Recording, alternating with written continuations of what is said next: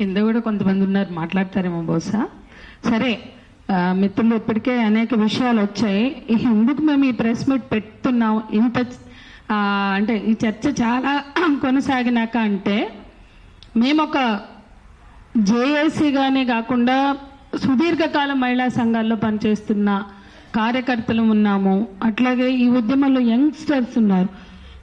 అందరి మధ్య ఒక అలజడి, ఒక బర్నింగ్ నడుస్తుంది. ఏంటంటే స్టార్టింగ్ తేజు చెప్పింది, తేజస్విని 26లోకి వచ్చాక మాట్లాడవలసిన విషయాలు ఎన్నో, చర్చించవలసిన విషయాలు, పోరాడవలసిన విషయాలు ఎన్నో ఉండంగా మళ్ళీ తిరిగి తిరిగి తిరిగి తిరిగి అవే విషయాల మీద మాట్లాడవలసిన దౌర్భాగ్యంకి ఒక కాన్సెప్చువల్ నోట్, ఒక దృక్పథం అవసరం. మళ్ళీ మాట్లాడుతూనే ఉన్నాం 40 ఏళ్లుగా, మళ్ళీ ఒకసారి బాగా అత్యంత తిరోగమన భావజాలం రాజ్యం వెళ్తున్న సందర్భంలో, రుద్దుతున్న సందర్భంలో ఈ రీఎన్ఫోర్స్మెంట్ ఏదైతే జరుగుతుందో మహిళల మీద, సమాజం మీద, ఇవాళ భారతదేశంలోనే ఎంత దౌర్భాగ్య స్థితి అంటే, జాతీయ భావాలు లేని వాళ్ళు, జాతి పట్ల నిబద్ధత లేని వాళ్ళు నేషనలిజం గురించి, దేశభక్తి గురించి మాట్లాడతారు.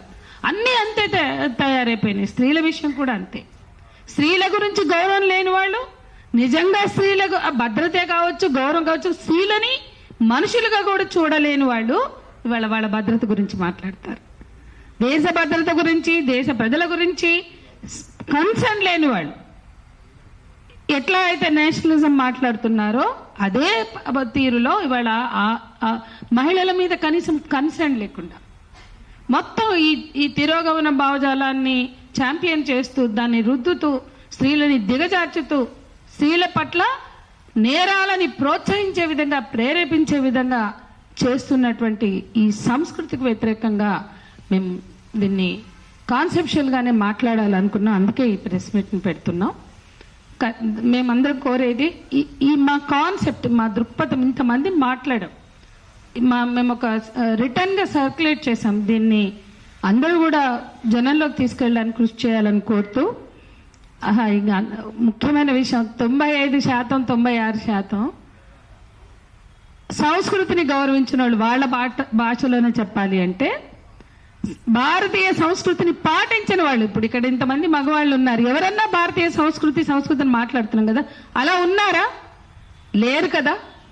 అందరికీ క్రాఫ్ ఉంది, పిల్లకి ఎవరికి లేదు. ఎవరికి పంచాలు ఆల్చి లేదు. అందరూ ప్యాంటు చొక్కాలు వేసుకున్నారంటే బ్రిటిష్ వాళ్ళలాగో, అమెరికా వాళ్ళలాగో, ఇంకోళ్ళలాగో. మేమెప్పుడు ఇష్యూ చేస్తలేమే. ఎంతకాలం అండి? 96-98% విదేశీ సంస్కృతితో జీవిస్తున్న వాళ్ళు వేష భాష వస్త్రధారణలో, ముఖ్యంగా వస్త్రధారణలో, వేషాల్లో భారతీయ స్త్రీలకు నీతులు చెప్తారు, హితబోధులు చేస్తారు, భారతీయ సంస్కృతి పతికట్ట అనుకుంటూ. ఎంతకాలం చేస్తారండి? ఇది ఎందుకు ఆలోచించరు? మేము ఎప్పుడు చెప్తాం, పితృస్వామ్యం ఆడవాళ్ళకి మాత్రమే నష్టం కాదు, పితృస్వామ్యం మొత్తం సమాజానికి నష్టం, మగవాళ్ళని దిగజార్చుతుంది. మిత్రులు మాట్లాడారు ఇప్పటికే. ఎంత డిగ్రేడ్ చేస్తున్నారు ఆడవాళ్ళనే కాదు, మగవాళ్ళని కూడా. ఎందుకు ఒక్కళ్ళు కూడా స్వాభిమానంతో మాట్లాడరు దీని మీద? చూసే దృష్టితో ఉంటుంది. అట్లా ఆడవాళ్ళని చూసినా మాకు ఆ దృష్టి లేదు. ఇవాళ సానియా మీర్జా కావచ్చు, నైనా సెహ్వాగ్ కావచ్చు, జ్వాలా కావచ్చు, ఎంతో మంది స్పోర్ట్స్ క్రీడాకారిణులు అక్కడ రంగంలో ఆడుతుంటే మనకి బట్టలు కనపడతాయా? ఆట కనిపిస్తుందా? ఎవరికన్నా బట్టలు కనిపిస్తాయండి? ఎందుకు బయట బట్టలు కనిపిస్తున్నాయి అంటే ఉన్నది బుర్రలో కదా, బూజు ఉన్నది, చెత్త ఉన్నది బుర్రలో కదా. ఇంకా ఎంతకాలం ఆ బూజుని పెట్టుకుని మాట్లాడతారు? ఆ బూజుని దులపడానికి ఈ ప్రెస్ మీట్ పెట్టాం మేము. మగవాళ్ళు కూడా స్వాభిమానంతో ఆలోచించాలా. చూసే దృక్పథంలో మన ఇంట్లో కూడా ఉంటారు, మన చుట్టూ కూడా ఉంటారు. స్త్రీలతో ఎంతో మంది పని చేస్తున్నాం, ఆ దృష్టితో చూడకూడదు అనే ఆలోచన వాళ్ళకి రావాలి. అట్లా ఎవరైనా చెప్పే ప్రయత్నం చేస్తుంటే దాన్ని ఖండించవలసిన అవసరం ఉంది అనేది కూడా మేము భావిస్తున్నాం. ఇక వస్త్రధారణ గురించి ఎంత చెత్త మాట్లాడుతున్నారు, ఎంత తక్కువ మాట్లాడాలి అని మేము పట్టించుకోవద్దు, ఇగ్నోర్ చేద్దాం అనుకుంటే తిరిగి మేము మాట్లాడవలసిన స్థితిలో ఎందుకున్నాము? ఇది మమ్మల్ని వేధిస్తున్న విషయం. ఎందుకంటే ఏజ్ ఓల్డ్ ఆర్గ్యుమెంట్ అండి. అరే బాబు, చూసే దృష్టిలో ఉంది, వేసుకునే బట్టల్లో కాదు. ఎంతకాలం బాధితుల్ని బాధ్యుల్ని చేస్తారు? విక్టిమ్స్ ని విక్టిమైజ్ చేయడం ఇది. అత్యాచారాల విషయంలో ఎంతకాలం అంటే ఒక ఆమె పెట్టింది ఈ చర్చని చూడలేక వినలేక బెంగళూరులో అత్యాచార బాధితుల వస్త్రాలని ఆమె డిస్ప్లే చేసింది. ఒకటే ఒకటి ప్యాంటు చొక్కా ఉంది, మిగతావన్నీ సాంప్రదాయ వస్త్రాలే. అందరి అనుభవం కూడా అదే. నిజంగానే ప్యాంటు చొక్కలు వేసుకున్నటువంటి వాళ్ళ మీద అవుతున్నాయా, ఎవరి మీద అవుతున్నాయి? తేజు చక్కగా చెప్పింది. కాన్ఫిడెన్స్ ఉంటుందో మరి వాళ్ళల్లో ఏం భయం కలిగిస్తుందో వాళ్ళకన్నా సాంప్రదాయ వస్త్రాలు ఉన్న వాళ్ళే ఎక్కువ మంది గురవుతున్నారు. అందరికి తెలిసిన విషయం, పసిపిల్లల నుంచి ముసలివాళ్ళ వరకు అవుతున్నారు. ఇంకా అంత నేగడగా వాస్తవాలు కనపడుతున్నా ఎవరిని మభ్య పెట్టడానికి మాట్లాడతారు? ఎట్లా మీడియా దాంట్లో భాగమవుతుంది? ఓ మీడియాకి చైతన్యం అవసరం లేదా? ప్రజల్ని చైతన్యపరచాల్సిన బాధ్యత లేదా?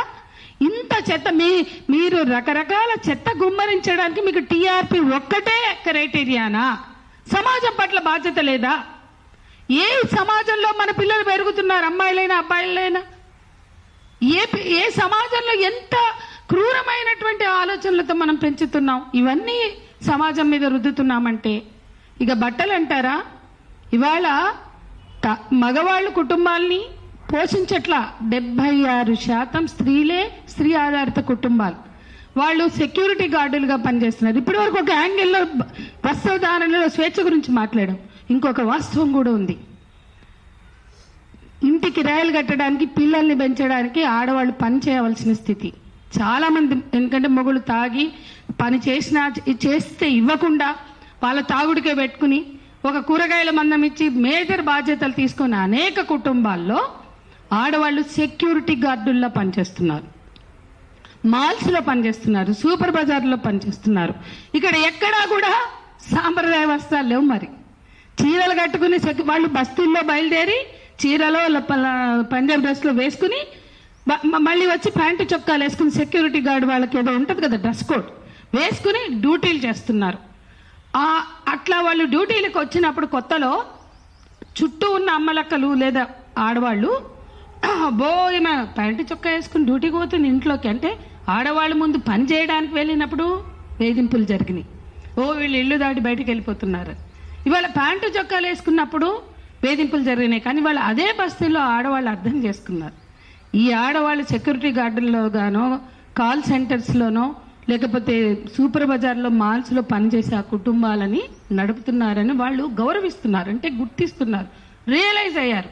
ఏ బస్తీల్లో వేధించారో ప్యాంటు చొక్కా వేసుకున్న ఆడపిల్లల్ని, ఆ బస్తీలో వాస్తవాలని వాళ్ళు గుర్తించి ఈమె ఈ పని చేస్తేనే సెక్యూరిటీ గార్డ్ గానో సేల్స్ గర్ల్ గానో ఆ కుటుంబం నడుస్తుందని అర్థం చేసుకున్నారు. కానీ ఇవాళ ఎడ్యుకేటెడ్స్, మీడియా లేదు, ఇవాళ రోజు మనకి ఈ చెత్తను గుమ్మరిస్తున్న వాళ్ళకి ఆ మాత్రం సెన్స్ లేదా? ఈ ప్యాంటు చొక్కాలు వేసుకున్న ఆడపిల్లలు, ఈ పేద ఆడవాళ్ళు, వాళ్ళు కల్చరో లేకపోతే ఫ్యాషన్ అని కాదు, వాళ్ళకి అది వృత్తి, ఉపాధి, బతుకు తెరువు. అటువంటి ఆడవాళ్ళని కూడా మీరు బోధిస్తున్నారా చీరలు వేసుకోమని? ఏ న్యూస్ ఛానల్ అయినా ఈటీవీ మినహా చీరలతో న్యూస్ రీడర్లను పెడుతుందా? ప్యాంటు చొక్కాలు, బ్లేజర్లు వేసుకుంటున్నారు కదా. మీ ఇంటర్వ్యూలు ఇవ్వాలి. ఇంత చెత్త గుమ్మరించిన ఛానళ్లు, ఆంధ్రజ్యోతి, ఏబిఎన్తో సహా, లేకపోతే మిగతా ఎవరైనా నేను అడుగుతున్నా, ప్యాంటు చొక్కాలు వేసుకోం, మేము భారతీయ సాంప్రదాయాన్ని బాగా గౌరవిస్తాం, చీర కట్టుకునే మేము యాంకరింగ్ చేస్తామంటే ఇస్తారా? ఉద్యోగాలు ఇస్తారా? అంటే అన్ని చోట్ల డ్రెస్ కోడ్ ఉంది. ఎవరి మీద ఎవరికి చెప్తారు ఇవన్నీ? కాబట్టి డ్రెస్ కోడ్లు పెడతారు.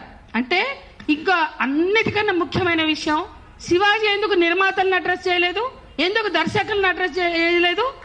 అంటే చాయిస్ హీరోయిన్లకే ఉందా ఏం బట్టలు వేసుకుంటామని? ఇదే సమంత, ఇదే కాజోలు, లేకపోతే నిధి అగర్వాల్, లేకపోతే ఎవరైనా కావచ్చు, రష్మిక మందన్న, మేము చీరలు కట్టుకోం, మేము లంగావోణీలు వేసుకోమని ఎక్కడైనా రిజెక్ట్ చేసినట్టు, రిజిస్టర్ చేసినట్టు ఉందా చరిత్రలో, సినిమా హిస్టరీలో? అంటే ఆ పాత్ర పరంగా ఏది వేసుకోమంటే అది వేసుకుంటున్నారు. చీర అయితే చీర, లంగావోణి, షల్వార్ కమీజ్ ఏదైనా. మరి ఈ బట్టలు నిర్ణయించేది ఎవరు? పాపం శివాజీ చెప్పాల్సింది నిర్మాతలకి, దర్శకులకి. ఇంకోటి ప్రేక్షకులు కూడా చెప్పాల్సింది, చీరలు వేసుకున్న సినిమాలు తప్ప మిగతా బట్టలు వేసుకున్న సినిమాలన్నీ రిజెక్ట్ చేయండి అని. అప్పుడు తెలిసేది ఆ సినిమా వాళ్ళు తన్ని తగలేసేవారు. ఎందుకంటే ఈ సినిమాలన్నీ పోయినా మాకేం ఫరక్ పడదు, ఇవన్నీ మేము అంగీకరించేయో, మేము మెచ్చి నచ్చే సినిమాలు కావు. మరి అది చెప్పుండాల్సింది. ప్రేక్షకులకి, ఆడవాళ్ళకి ఎందుకు చెప్తున్నావు? ఈ సాంప్రదాయ భిన్నమైన దుస్తులు వేసుకున్న సినిమాలన్నీ రిజెక్ట్ చేద్దామని చెప్తే బాగుండేదేమో. నిజాయితీ ఉంటే అట్లా చేయాల్సింది, అది కూడా లేదు మీకు. నిజాయితీ ఉంటే నిర్మాతలకు, దర్శకులకు నీకు తెలుసు. సినిమా ఇండస్ట్రీ నుంచి వచ్చిన శివాజీకి తెలీదా ఈ కాస్ట్యూమ్ డిజైనర్స్ ఎవరు? ఆ కాస్ట్యూమ్ డిజైనర్స్ ఎవరి బ్రెయిన్ సెల్స్, ఎవరి బుర్రల ప్రకారం, ఎవరి ఆలోచనల ప్రకారం బట్టలు వేస్తారు? ఖచ్చితంగా నిర్మాతలు అవుతారు, దర్శకులు అవుతారు, లేదంటే హీరోలు అవుతారు. కొన్నిసార్లు బహుశా ఈ హీరోలందరూ ఎక్కడైనా స్టాండ్ తీసుకున్నారా? ఇట్లా బట్టలు వేసుకుంటే మేము డాన్సులు వేయం పక్కనని, వీళ్ళు ఇట్లాంటి బట్టలు వేసుకుంటే మాకు బిలో డిగ్నిటీ అని ఎవడన్నా తెలుగు ఇండస్ట్రీలో స్టాండ్ తీసుకున్నాడా? ఎవరికి చెప్తారండి ఈ కథలన్నీ? ఎవరికి ఈ బోధనలు? అన్నిటికన్నా మించి తెలుగు ఇండస్ట్రీలో ఒక్క నేచర్ అట, ప్రకృతి అట, ఇందాకే చెప్పినట్టు ప్రకృతి విధ్వంసంలో స్టాండ్ తీసుకున్న నిజమైన హీరో లేడు. సమాజంలో జరిగే ఇన్ని రకాల అన్యాయాల మీద స్టాండ్ తీసుకున్న హీరో మగవాడే లేడు. ఎవరికి చెప్తారండి ఆడవాళ్ళకి ఈ స్టోరీలు? ఎవరికి చెప్తారండి బోధనలు? ఎవడన్నా ఉన్నాడా? ఇవాళ కేసులు పెట్టిన, దాడులు చేసిన, దిశ ఎన్కౌంటర్తో సహా దమ్ముతో ఫైట్ చేస్తున్న ఆడవాళ్ళం మేమంతా ఇక్కడ ఉన్నాం. ఏ సమస్య మీదైనా ఎన్కౌంటర్ తప్పనన్న మాట్లాడగలిగిన మొనగాడి తెలుగు నేల మీద ఉన్నాడా? ఎవరికి చెప్తారండి? ఎవరికి చెప్తారు ఈ నీతులు? మేము సైలెంట్గా అసహ్యం పుట్టి, చీదర పుట్టి, చెత్తలోకి వద్దులే అనుకున్నాం. ఆగట్లేదు కాబట్టి వాళ్ళు వచ్చి దీన్ని ఫుల్ స్టాప్ పెట్టాలని మాట్లాడుతున్నాం. ఇప్పటికైనా సెన్స్ ఉన్నవాళ్ళు, బుద్ధి ఉన్నవాళ్ళు ఆలోచించి మాట్లాడాలి, ఆలోచించి చేయాలి. దశాబ్దాల పోరాటాలతో సాధించుకున్న హక్కులు ఇవి, దశాబ్దాల పోరాటాలతో సాధించుకున్న చైతన్యం. దీనిని ఆఫ్టర్ ఆల్ ఒక యూట్యూబ్ ఛానల్ పెట్టుకుంటేనో, లేకపోతే ఇంకో ఛానల్ పెట్టుకుంటేనో, ఒక శాటిలైట్ ఛానల్ పెట్టుకుంటేనో మీకు ఉన్నది అనుకుంటున్నారే, అది తప్పు. సమాజం సాధించినటువంటి విజయాలు అవి, పోరాడి సాధించిన విజయాలు, చాలా నిర్దిష్టమైనటువంటి పోరాటాలు, నిర్దిష్టమైన డిమాండ్లతో మహిళా ఉద్యమాలు సాధించినటువంటి చట్టాలు, పోరాటాలు, వాటిని గౌరవించండి. ఎందుకంటే మీరు కూడా భారతీయ పౌరులే. భారత రాజ్యాంగాన్నైనా చట్టాలనైనా గౌరవించవలసిన ప్రతి వాళ్ళు కూడా గౌరవించాలి. అట్లాగే ఈ మగవాళ్ళ డిగ్రేడేషన్ మీద ఆల్రెడీ అందరం మాట్లాడాం. ఇంకా రెండే విషయాలు నేను మాట్లాడాలనుకుంటున్నాను.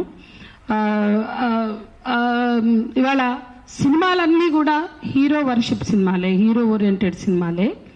స్త్రీల జీవితాలకు సంబంధించి రేపుని కానీ, లైంగిక వేధింపులు కానీ, అత్యాచారాలు, అట్లా అన్ని లైంగిక దాడుల్ని ప్రేరేపిస్తూ సినిమాల్లో చూపించి మీకేం నైతికత ఉందని ఇవన్నీ మాట్లాడుతున్నారు. ఎక్కడన్నా స్టాచ్యుటరీ వార్నింగ్లు లైంగిక వేధింపుల నుంచి అత్యాచారం వరకు చూస్తున్నామా? అతి వేగానికి హెచ్చరిక ఉంటుంది, పెడతారు, అది పక్కకు పెడదాం. కానీ ఈరోజు మనం అందరం కూడా గుర్తుపెట్టుకోవాల్సిన విషయం, ఎక్కడైనా ప్రపంచంలో మతం, పెట్టుబడిదారి విధానం కాంట్రడిక్ట్ కావు. సామ్రాజ్యవాదం కానీ, పెట్టుబడిదారి విధానం కానీ. ఈ దేశంలో ఈ బట్టలు కానీ, ఈ వస్తువులు కానీ, మార్కెట్ ని ప్రశ్నించారు, మార్కెట్ శక్తుల్ని ప్రశ్నించారు, మార్కెట్ దోపిడీని, అంటే పెట్టుబడిదారు దోపిడీని ప్రశ్నించారు, వ్యక్తులని బాధ్యులు చేస్తారు. ఎంత చిల్లర విషయం అండి! వ్యవస్థని ప్రశ్నించాలి. మార్కెట్ ఇవాళ మనకు అవసరం లేదనుకో, ఈ బట్టలు కానీ, బ్రాండెడ్ వస్తువులు కానీ నువ్వు తిరస్కరించే దమ్ముందా? ఎక్కడన్నా ఏ పాలకులకైనా దమ్ముందా? ఈ సామ్రాజ్యవాద వస్తువులు మాకు అవసరం లేదు, మా దేశానికి సంస్కృతి ఉంది, భాష ఉంది, లేదంటే మాకు అన్ని ప్రొడ్యూస్ చేసుకునే మాకు మేధస్సు ఉంది, మాకు వనరులు ఉన్నాయి, మేమే చేసుకుంటామని చెప్పే చేతగాని వాళ్ళు వీళ్ళు ఎవరి మీద చెప్తారండి ఈ కల్చర్ గురించి? కాబట్టి అమెరికా అయినా, ఇండియా అయినా, ఇలాన్ మస్క్, ట్రంప్ కలిసి అక్కడ ఆడవాళ్ళ హక్కుల మీద, అబార్షన్ రైట్స్ మీద దాడి చేశారు. ఇక్కడ హిందుత్వ పాలకులు పెట్టుబడిదారులతోటి కలిసి ఊరేగుతూ ఆడవాళ్ళని మాత్రం కల్చర్ అని నీతులు చెప్తారు. ఇది చాలా డైకోటమీ, ఇది చాలా మోసం, ఇది చాలా కుట్ర. ఆడవాళ్ళని అంటే మీకు పబ్బం గడుపుకోవడానికి మతం మాట్లాడతారు, పబ్బం గడుపుకోవడానికి ఆడవాళ్ళని మాట్లాడతారు, కానీ నిజాయితీ లేని పాలకులు వీళ్ళు. స్త్రీలని వేషభాష వస్త్రధారణల ద్వారా అవమానించడం, వాళ్ళ మీద మొత్తం బద్దెం దోసేయడం, మార్కెట్కి మాత్రం పెద్దపీట వేయడం, మార్కెట్ శక్తులతో మాత్రం కొల్లుడవడం, రాజీ పడడం ఈ పాలకులు, మత పాలకులు చేసే ఏ మతమైనా సరే చేసే పని అదే. మతం పెట్టుబడిదారీ విధానం ఎక్కడా కూడా కాంట్రడిక్ట్ కాదు. రాజీ పడిన చరిత్రే కనిపిస్తుంది తప్ప వాళ్ళు ఎక్కడా కూడా ఈ దేశ సార్వభౌమాధికారి కోసం, ఈ దేశ మూలవాసుల హక్కుల కోసం పోరాడిన చరిత్ర లేదు. ఇక్కడ కూడా అదే జరుగుతుంది. చివరికి ఇంకో విషయం చెప్తా. ఇవాళ ఆదివాసీలు మనం ఏజెన్సీ ప్రాంతాల్లో రకరకాల ట్రైబ్స్ దగ్గరికి వెళ్తే వాళ్ళు జాకెట్లు కూడా వేసుకుని ప్రాంతాలు ఉన్నాయి. మేము చూసాం, మేము వెళ్ళాం. అక్కడెక్కడ ఈ చూపులు లేవే, ఈ వెంటాడే చూపులు, ఈ హీనపరిచే చూపులు, ఈ దిగజార్చే చూపులు లేవు. అంటే చదువు, నాగరికత, సభ్యత అని చెప్పుకునే చోట ఇంత చెత్త ఉంది.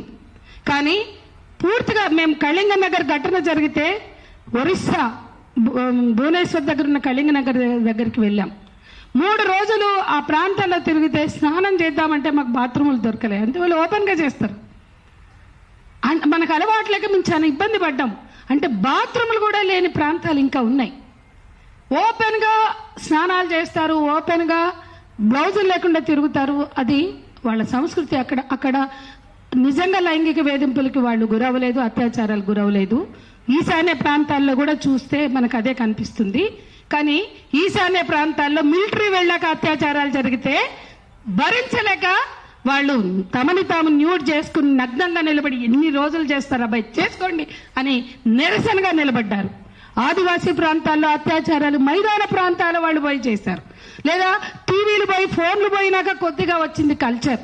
కాబట్టి ఒక ఉన్నతమైన సంస్కృతి ఉన్న చోట ఇవి ఏవి మీరు మాట్లాడుతున్న విషయాలు నిలబడవు, ఆలోచనకు కానీ చర్చకు కానీ. ఇదంతా మైదాన ప్రాంతాల్లో మతపరమైన ఆలోచనలు ఎక్కడైతే చలామణి అవుతున్నాయో అక్కడే, అది ఏ మతమైన మతం రాజ్యం వెళ్తున్న చోటే ఆడవాళ్ళ మీద జరుగుతున్న దాడి అని మనం గుర్తుపెట్టుకోవాలని చెప్తూ, ఇవాళ ఒక బాధ్యతగా సెన్సిబుల్గా ఉండడం అందరి బాధ్యత, మీడియా బాధ్యత, అందరి బాధ్యత అని మరోసారి విజ్ఞప్తి చేస్తాం. Thank you. మీడియా మిత్రులు కొంచెం సహకరించాలి, కొంచెం లేట్ అయ్యాం కాబట్టి. ఇంకా 3 ఉన్నారు మాట్లాడవలసిన వాళ్ళు. మీరు కంటిన్యూ చేయండి, నేను మాట్లాడతాను. సంజయ్ మాట్లాడు, వాళ్ళతో రాజుతో మాట్లాడు. డాక్టర్ లక్ష్యన తను మాట్లాడతామని అన్నారు. ఒక్క నిమిషం అండి. అండ్ తర్వాత